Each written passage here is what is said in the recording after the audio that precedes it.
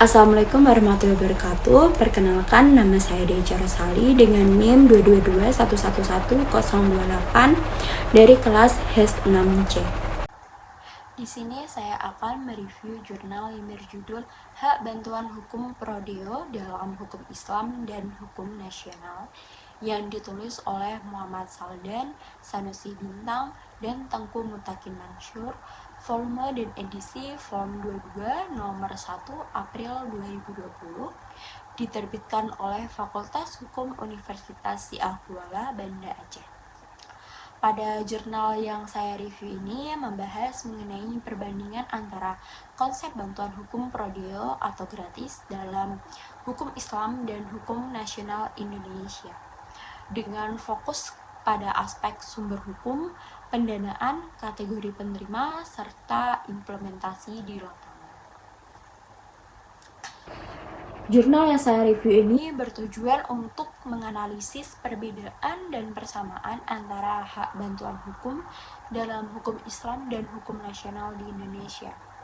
Bantuan hukum merupakan hak fundamental yang bertujuan untuk menjamin akses keadilan bagi masyarakat miskin yang tidak mampu membayar jasa penasihat hukum.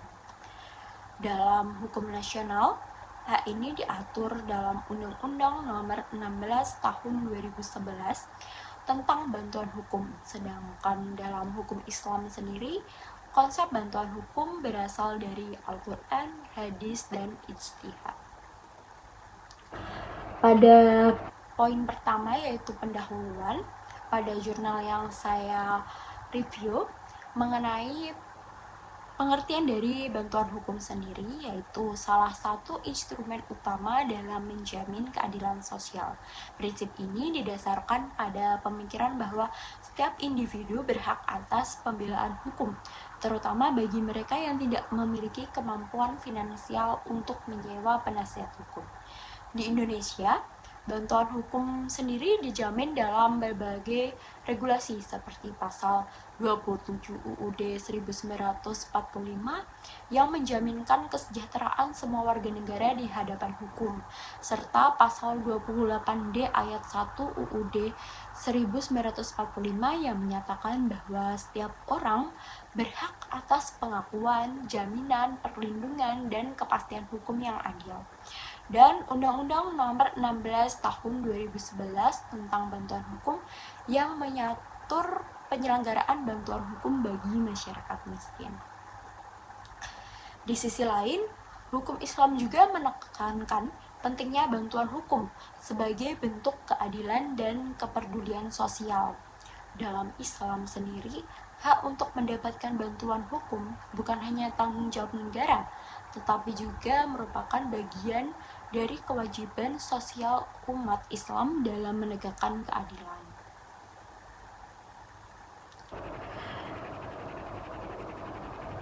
Selanjutnya yaitu penelitian dalam jurnal yang saya review ini menggunakan metode yuridis empiris yang mencakup analisis terhadap norma hukum dalam hukum Islam dan hukum nasional terkait bantuan hukum prodeo. Juga studi empiris mengenai implementasi bantuan hukum di berbagai lembaga peradilan dan perbandingan antara konsep bantuan hukum Islam dan nasional, terutama dalam aspek pendanaan dan cakupan penerimaan bantuan hukum. Selanjutnya yaitu pembahasan mengenai hasil dan pembahasan dalam jurnal yang saya review.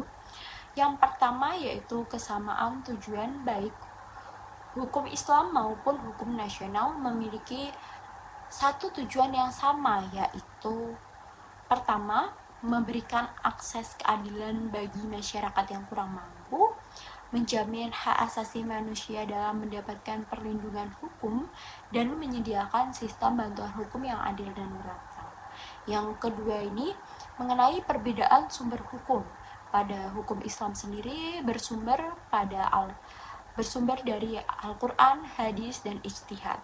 Sedangkan pada hukum nasional bersumber pada UUD 1945, UU Nomor 16 Tahun 2011 tentang bantuan hukum, serta peraturan-peraturan Mahkamah Agung.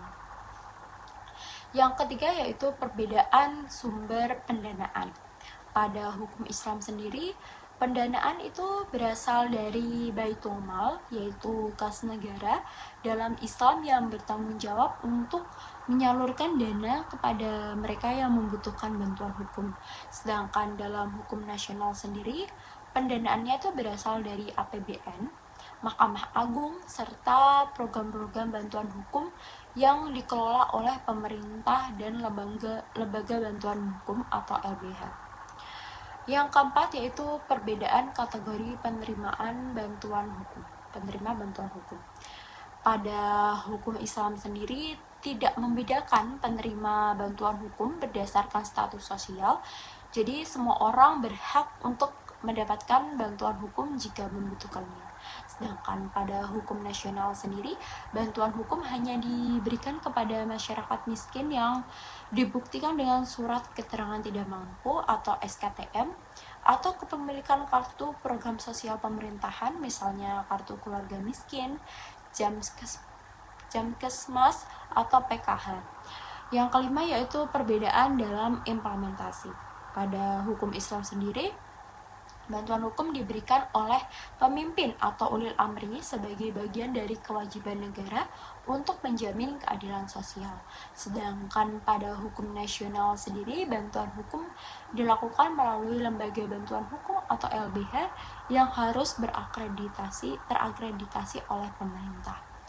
Nah, dari jurnal yang saya review ini dapat disimpulkan bahwa meskipun terdapat beberapa perbedaan dalam sumber hukumnya, pendanaan, dan kategori penerima, baik hukum Islam maupun hukum nasional, memiliki tujuan yang sama, yaitu menjamin akses terhadap keadilan bagi semua orang. Sedangkan dalam hukum Islam sendiri, bantuan hukum itu lebih bersifat universal karena tidak membataskan siapa yang bisa mendapatkannya. Sedangkan dalam hukum nasional, bantuan hukum lebih terstruktur tetapi terbatas pada kelompok masyarakat miskin yang memenuhi syarat administrasi. Sekian review jurnal yang dapat saya sampaikan. Apabila ada salah kata, saya mohon maaf. Wassalamualaikum warahmatullahi wabarakatuh.